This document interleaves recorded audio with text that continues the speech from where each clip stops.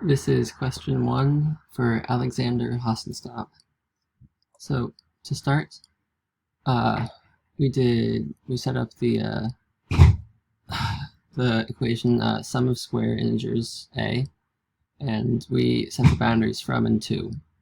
To start, we put our sum accumulator equal to 0, and then we did a for in range statement. So for n in range from to 2, we still leave that open because we'll decide that later.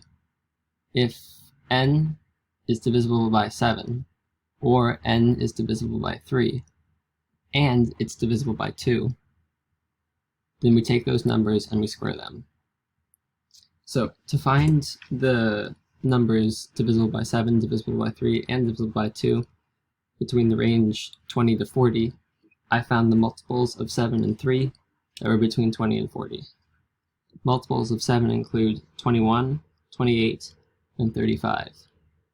Multiples of 3 include 21, 24, 27, 30, 33, 36, and 39. And we know that these values have to be divisible by 2, so I took the even integers there. And that's what this result here is. Now, if we run this, here's our answer. Question 1. Qualifying integers 24, 28, 30, and 36. The sum of these numbers squared is 3,556.